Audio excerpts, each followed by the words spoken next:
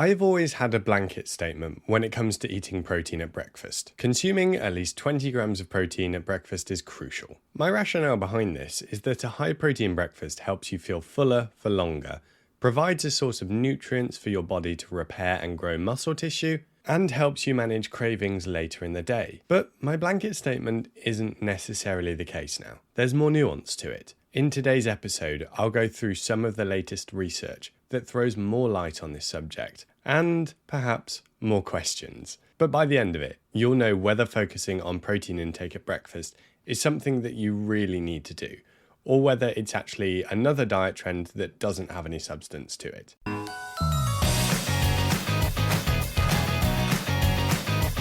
Hey, and welcome to Vegetarian Health and Longevity, a podcast by Hurry the Food Up, where I cover topics that help vegetarians live longer in better health.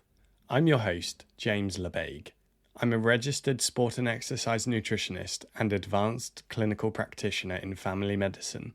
It's my pleasure to interview expert guests, share my own experiences from working with patients and clients, and demystify some of the nutrition fluff that's out there to give you practical, take-home information that you can use to live a healthier life. A recent literature review revisited the importance of consuming protein at breakfast and its effect on muscle strength and mass. While the takeaway from this review might initially suggest that a high-protein breakfast is important, the reality, when we dig deeper, is more subtle. And it could change how we think about planning meals for most people, and especially vegetarians who might struggle to meet their protein targets. Before I had started my master's in nutrition and had learned the complexities of it, I didn't really think about food in much detail. I'd heard about protein intake being important and thought I should probably try to get it regularly. But I didn't know much about what the best sources of protein were, and especially so at breakfast. I had heard that 20 grams of protein was a magic number to aim for, and I tried to hit that. Sometimes it was easy. Scrambled eggs on wholemeal toast? No sweat. Other times though, it wasn't such a breeze. If I wanted cereal or peanut butter on toast, because let's face it, we don't want scrambled eggs every day, it became much more of a challenge. This also meant that some days I felt like I had nailed it and I felt really positive about my early morning choices. Other days I felt like I failed at starting the day properly because I hadn't hit my protein goals, and that's kind of a sucky way to start. Fast forward to now, and my opinion is slowly changing on how important protein is at breakfast, and this is thanks to new research that is uncovering new data. For people consuming enough protein overall, the importance of a high-protein breakfast might not be as critical as we once thought. For me and the one-on-one clients that I work with, this is quite a freeing thought because it takes some of the pressure off and opens up food choices throughout the day. The research in question was a scoping review of the literature. This means it was a preliminary look into what is available and attempting to draw conclusions from it. The review examined 15 trials spanning observational and randomized controlled trials, which specifically addressed the question of whether more protein at breakfast had an impact on muscle mass and strength. The takeaway? Higher protein intake at breakfast was linked with increased muscle mass, but didn't directly translate to greater strength. The researchers advised that more research was needed to truly understand this and the implications of it, but that protein at breakfast seemed to help maintain muscle mass. This is likely beneficial regardless of the outcome on strength, because increased muscle mass is a healthy goal for the general population. But I mentioned there's more nuance to this scoping review. The big thing to highlight is that the researchers used the recommended daily amount of 0.8 grams of protein per kilogram of body weight per day as the baseline target. For anyone, that's the bare minimum to avoid a protein deficiency. And I would advocate at least 1.4 grams of protein per kilogram of body weight per day, whether you're just trying to be fit and healthy, lose weight, or are particularly active.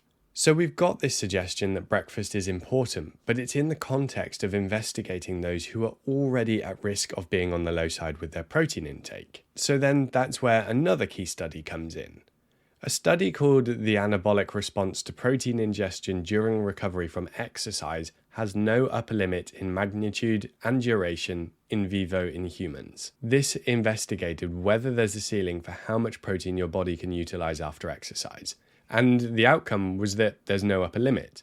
You can consume a significant portion of your daily protein in one meal and still benefit from it. However, I should say that this is specifically related to eating after exercise, because exercise activates the pathways to creating new muscle tissue. But this finding challenges the traditional advice of evenly spacing protein intake across meals. If you're meeting your overall protein needs, it seems there's more flexibility in how you distribute it than I used to think. Imagine your daily protein intake as filling up a jar with water. If you have plenty of water available, it doesn't matter much if you pour only a little bit in at breakfast, as long as you fill it up by the end of the day. But if your supply is limited, like when your total protein intake is just scraping by, every drop counts. Skipping a significant amount of protein at breakfast could leave your jar far from full, and that's going to have a net negative effect overall. However, it's not just as simple as saying you don't need to worry about protein at breakfast, because it also depends on your overall goals. For example, another study called Macronutrient Imbalance Drives Energy Intake in an Obesogenic Food Environment, an Ecological Analysis, found that eating more protein at breakfast reduced food intake later in the day. This could be a game changer for anyone working on weight loss or calorie balance.